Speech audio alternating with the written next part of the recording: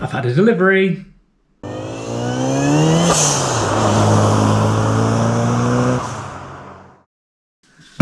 Okay, so this is kind of a big one. Obviously not a turbo kit, but the next piece of the puzzle. So first of all, new ECU. I'll give that a sec. New wiring loom and wideband sensor. So big thanks to Ben at Bagsport for sourcing this very, very quickly. I'm really pleased with it. The wiring loom we'll get to in a sec, but you and I are going to open this together. The new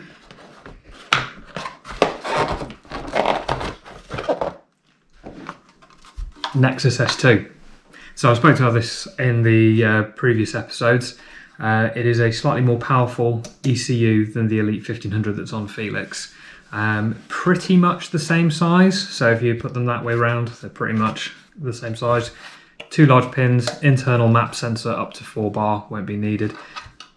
Made of aluminium. For some reason I thought this was made of plastic, but there you go. Quite sturdy, 4 big mounting holes which will go underneath the dash. So what else have we got in here? Hardware by the looks of it, quick start guide, and importantly for the planning, the wiring diagram. So I've already seen this online anyway. It's on the Haltech website along with a lot of other information. And the quick start guide, they make it as easy as possible for idiots like me. And the nice thing is, so when I do the underside of the dash in the aluminium, I've got a template to cut it out. So yeah, there's a lot of good information in there, which I'll get to at some point. There's a load of sensors that I need to buy as well. So in here, this is the components. So I imagine, some mounting hardware. That's pretty cool. Page up for power, always. And the communications lead.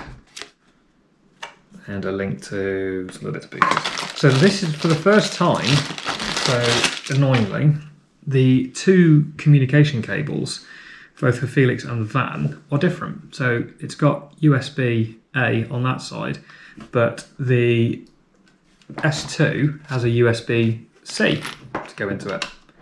The other thing it does have is Wi-Fi, so I can access it without having the comms key, and I can use the app on it. I can also apparently power this up just with this, so we'll see later. So the Elite 1500, I had what we call the WB1, which was a wideband module that you had to connect via a CAN bus network into it. The S2 doesn't need that. So what it does have is just the wiring for it. Typically, I've just put it down. So I get into this.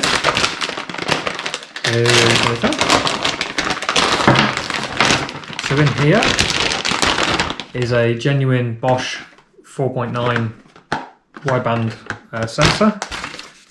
Instructions, importantly, the boss for it, and the cable. So that will plug into the wideband sensor, and that will go straight in on the CAN network, I believe. We'll find out as we open this. Coming along the journey with me, because it would make sense to plug that in. So yeah, as I thought.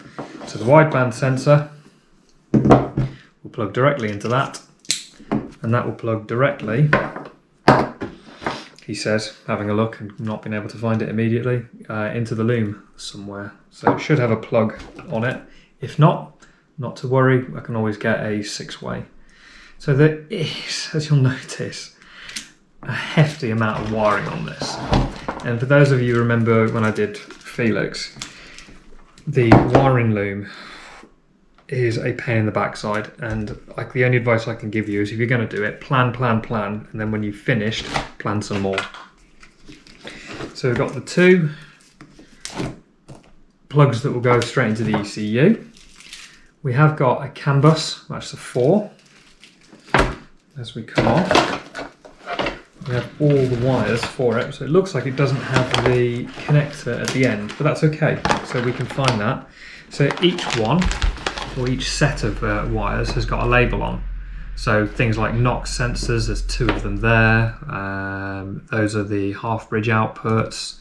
Those are the single point inputs. There's some more. Battery ground, so they've got to go directly to the battery, not earth to the body, it has to go direct to the battery. That is the home, so that's the crank. That'll be cam, trigger, so that's probably that's the crank. And then you've got things like 8-valve ECU outputs, CAN. I'm looking for the wideband. There we go. So the wideband there has 6 outputs. So count them 6. I hate having ADHD at times. And that will connect to that one. So what I do need is a female 6 plug. So that'll go on there. So it looks like a lot, but in my head I've already planned how this is going to work. But the big one for me is mounting the ECU, and it's not as big as I originally once thought, so this will make things a lot easier. So we'll get to the van and I'll show you where I'll put it and try and figure out where I'm going to put this as well as other bits of wiring that I've got to try and hide. I feel like a bit of a skipped record here, but I've told you that I'm going to put the ECU in this area, so physical size of it. So that will eventually have an aluminium plate that'll bolt between there and there. So I'll have something that'll act as a bit of a heat sink as well. And that will go underneath. So I've got 2 options. One of them being face backwards and face that way, or I can go that way or that way. Take consideration that I've got to get a map signal through as well, which I'm not going to worry too much about that at the moment because I think that's easily doable and a way to hide it. The big one's going to be that USB-C. So what I can do, again, use your imagination, put it down there, and that will keep the wiring loom to the back. I can also mount it that way, but you'll start to see it and it gets a bit tricky. It's right up against the firewall at that point. The other one is to go that way, put it sugar, there you go, there's my warranty gone. Is to put it there, but you'll see the wiring loom, and again vice versa with that one. Other options was to put it underneath the next to the steering column, but again it's physical size. Just because the heftiness of this ECU, I think the best option is to turn it backwards. So have the map sensor facing backwards and put it like that. And then the wiring loom can then come up back behind the clocks and then go out there, and the rest of it I can deal with behind here for all the internal gubbins. So the next job, go and find a piece of aluminium and get it in there. I really need to get a light for inside of here. I've put the ECU temporarily there, but it's going to go roughly in that location. But obviously, piece of aluminium plate underneath. Those relays are going to be mounted underneath there as well as I believe that's one of the flasher relays, so that's going in there as well. The wiring loom comes up just under the dash and then goes through the bulkhead. Again, all very temporary, and I've had to drop the loom down as well. I'm still trying to figure out how it's all going to go in and sit flat and neat. These wires here are the ones that are staying in the car. So just mount the torch to the camera. So I've got another hand free. There's lots of different colours, and you'll have seen on the laptop they all mean something and it all makes sense. I can't remember what all of them do, but I do know these 2. They go to the battery, negative. These 2 are paired. They link further down. That's the positive power, and then you've got that pink is the ignition. So that at some point has got to get to the ignition barrel, which is there, and the receiving one is a triangular shape, so it is that one. So at some point I've got to hook into that on one of those in there, and that's going to be my ignition source VCU, and that powers it up and lets it know that the car is actually on. There's a few others in here. These are for the can. I'm not going to be using that one. I'll be using that. It comes directly from the plug on the ECU, etc. And so they go through to the front. So going through back to the front of the car. Turn the light off now. So they come through. And it all looks a bit neat, doesn't it? So these ones here, these are drive-by-wire injectors. I'm trying to think what else is actually in there as well. Just looking at them, I'm trying to remember. There's 6 that go to the drive-by-wire. So that would actually make sense because there is a fair amount. There's 6 there, but it also needs a signal ground and a 5-volt, which oddly enough, ta-da, are here. So these are, you get loads on this loom, absolutely loads. So what I'll have to do is cut that back and drive some in here, and then the 5-volt and the signal ground will go in here. I need a 12-volt for the injectors, so that'll have to come through. So I need to still run a 12-volt to certain signal wires. I'll have a fuel pressure sensor, which will be about here before the fuel lines go down there. So that will go in. I've kept these spare for time being, so I just know where they are. And then this loom, as you can see, I've tried to tuck it all the way back. There's on the clips up there. That'll be trunked. That'll be trunked in there, and then these will drop down there. So I'll put just in this hole here, I'll put a P-clip, so that'll hold the wire in them. It'll go down underneath the radiator. So all of these will go down and round the front. So let's move some stuff out of the way behind me so I can get down. They'll come down and behind the radiator there, and then spin round. And I'll stick some P-clips on the actual the car itself rather than the engine. It'll come round. So that's the knock sensor. So the knock sensor is installed and torqued up. That's 20 Newton meters. It has to be torqued to spec, because if you over tighten them, you can really do some damage. So there'll be that one. There's an oil temperature. Oil temperature. Oil pressure will go on that one there, which will also feed the turbo. The ignition coil, which I did have the other day, but oh, there it is. So I've got my ignition coil in the post, and I'm potentially going to mount it down here. So that'll spin around. It'll be around there. It'll come off the bottom of the gearbox. So that'll sit quite nicely, and the plug can go on the front as well, where it's accessible. The alternator then, the wiring will come from the plug, which is there, and there is a actual feed on top of it somewhere. Typically, couldn't find it. It is, oh there it is, it's on that post. So it'll go from that post and it'll go to that post. So it doesn't got to go that far, but it's still vitally important, because without it, can't charge it. And you've seen that I have put the mount now on the alternator, and it's nice and tight in there. So there's a lot of wiring still to do. I reckon I can do the majority of it because I haven't got the turbo, but these two are going to be for the intercooler mount. So I need to find somewhere else to put the boost solenoid, which is also amongst this. And this little blue plug here is for the crank sensor, which is that one. So it says trigger, and on the other end of it, it's got 4 wires, which I only need 2. I need the green and the yellow, so I need to strip that, put it in, and then that'll be a plug there. But I want to make it all neat and tuck as much of it as possible. So I want as minimal amount of wiring as possible in this engine bay. So the next step is to route this all round, temporarily put it in place, make sure I've got enough in there for the ECU, and start putting some plug ends on. And then once I've done that, I have to take the plug ends off, wrap all the loom in the sheathing, which you've seen the same as Felix. It's this braided stuff, which I'll show you. It comes on the Haltech loom anyway, like this.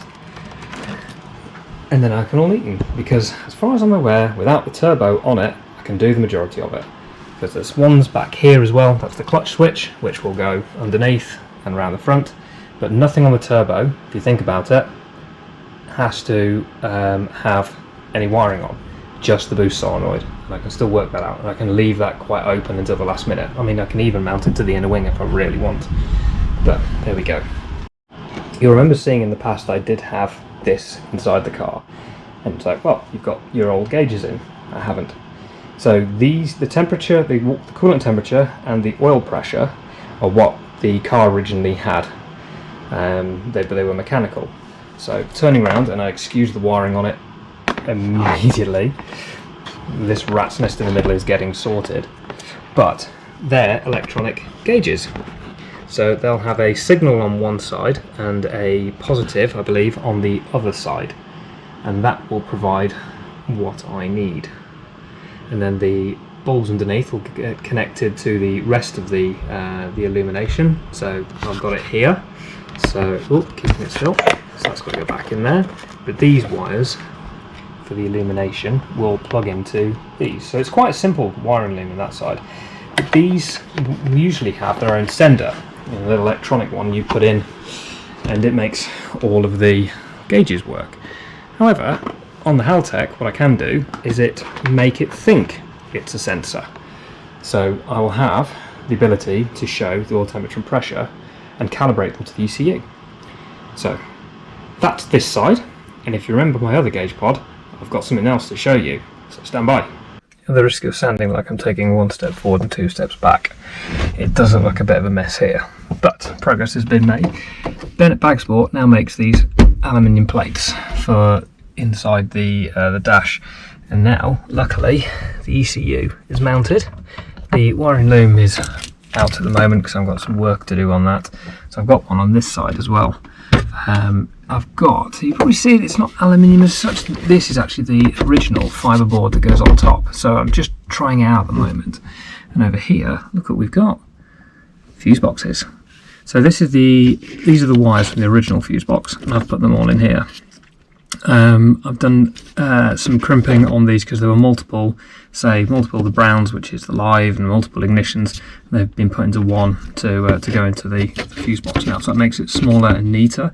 And then I've got this. I'm not entirely sure if I've shown you this before. So this is from Pole Vault. The torch is blinding it, but it is a multi fuse and relay box. So I've got the relays. These are micro relays, that's slightly smaller, so they've all got individual uses for power. So I've got the ECU injectors, the fan, the coil. I've got fuel pump 1, but I'm going to be running two fuel pumps, which I'll get round to the fuel the fueling at some point with these video series.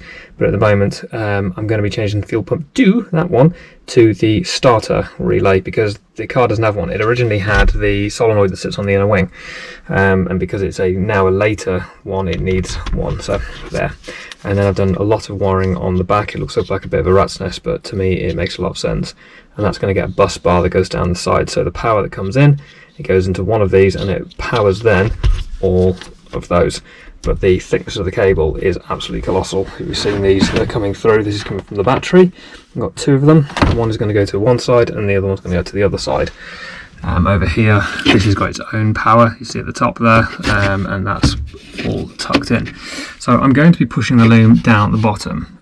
It's easier for me to do. Like on this one, I did say it was going to go at the top, but actually it's going to go at the bottom. And then I did mention these relays. So what will eventually happen with those is I'm going to drill 2 holes at the top here and put a cable tie through, and just mount them up and out the way and as far back as possible. So when you're sitting, you won't see them. Got myself a new multimeter as well. My other one blew up spectacularly, so I won't go into the ins and outs of why, but I have a new one. So I mentioned that I got something special, and here it is. I'm using my light, and again, if somebody wants to sponsor me to have a light in here, this would be awesome. But this is made, do you know what, let's get rid of the torch and let's go outside. So this is made by Hawthorne Mini Hawthorne, and I'll put a link below. And they usually make an 80mm pod and a 52mm pod. So I asked them really nicely, could you make one with a square hole in? Can you guess what that's going to be for? So this will have the wiring off the back. It's mounted straight below. I might have to put spacers in because it's going to mount to the aluminium sheet underneath. But yeah, that is going to be my cam display, like I've got on Felix. So this one will have one coming pretty soon. My mate James Portman's making it at the moment, so it'll be the same as Felix's, and that going quite nicely. So I'm hoping, now I've put the torch down, lost it, it'll go in and it will mount. I'll move all the relays and the fuse box out of the way. End up sitting a bit like that. So against it, so whilst I'm driving, I've got the RPM and all the data which I really need. So yeah, we're driving along, and again, I'm trying to put the camera where my head's going to be. So you'll see, I'll be able to see the RPM and my information like air files and oil temperatures and things like that, and pressures and things. I'll be able to see the middle gauge, and hopefully, he says, I found my torch, and hopefully once it's all done, all of this will be tucked away.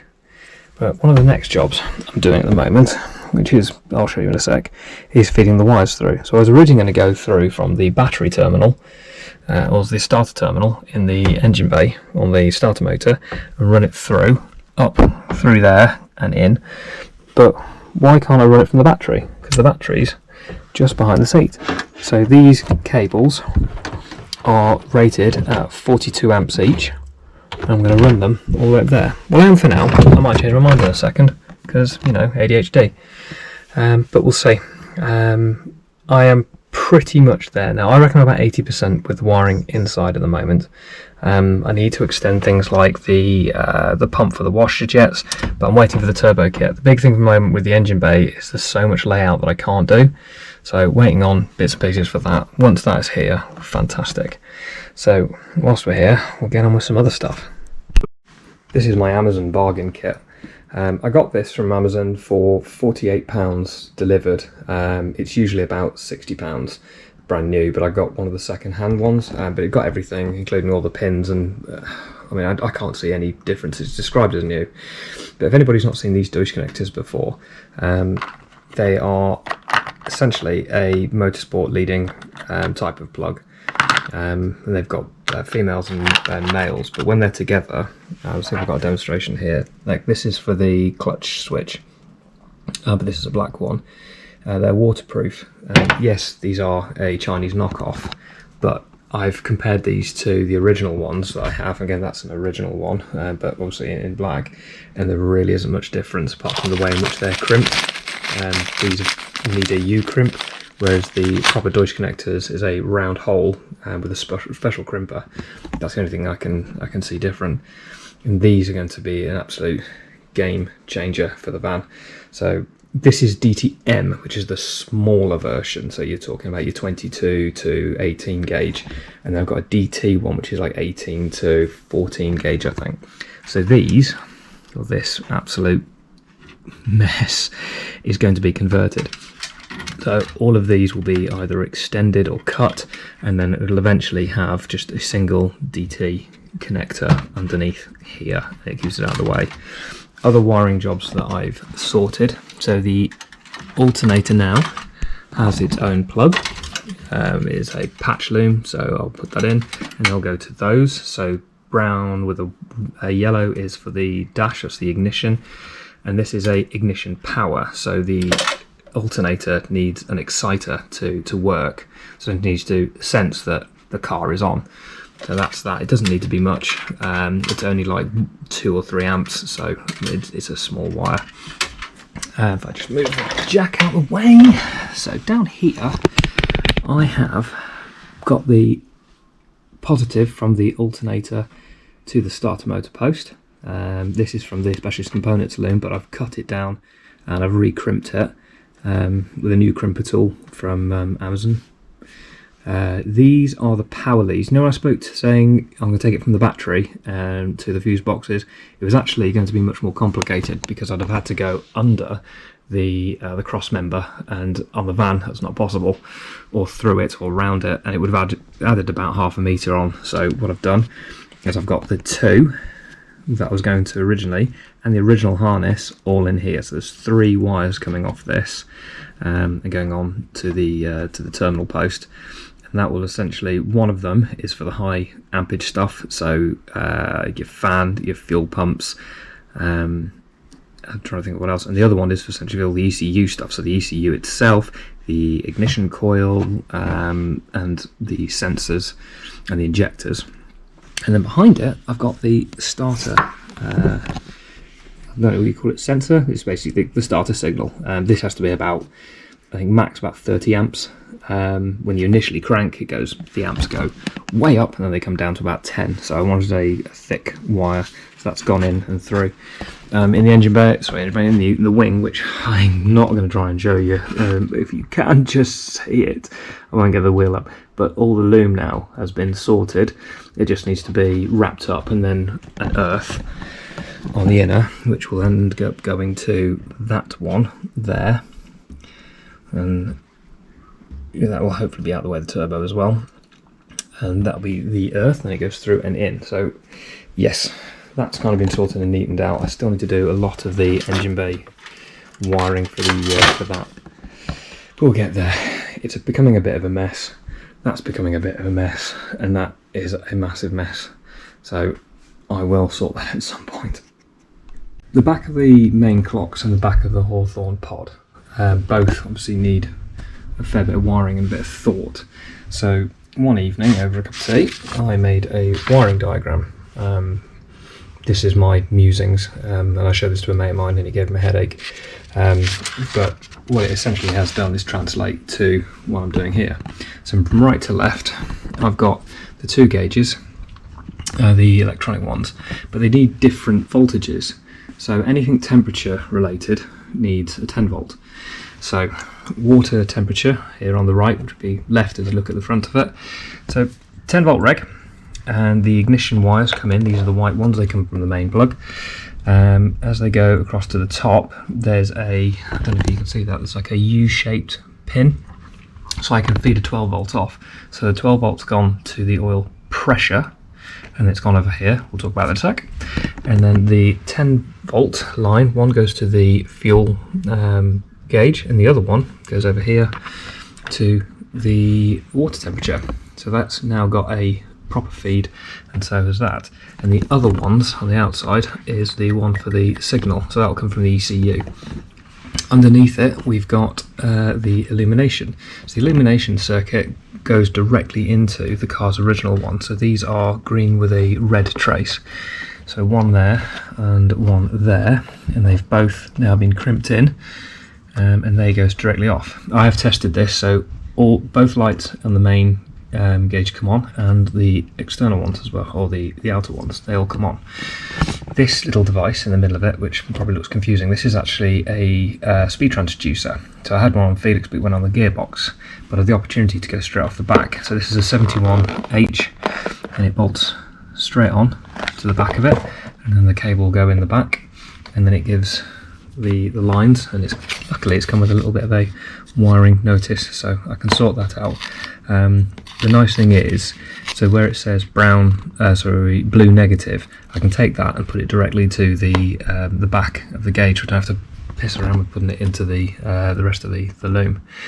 So that has pretty much been sorted now, and I say tidied up, it still looks like a rat's nest, but the standard loom is absolutely terrible, and this little line is going to be for the ECU light. Originally it was for the oil pressure light, so I'm going to, as I did with Felix, I'm going to repurpose it because the oil pressure is there, so don't need a light. And then these little wires come off, so I've got a positive, a negative, and an illumination, and I've put them onto a Dutch connector. So this will be a 6-1, and I'll explain what the other 3 will be, because we've got the tacho on that side, and this has got 4 wires coming off it.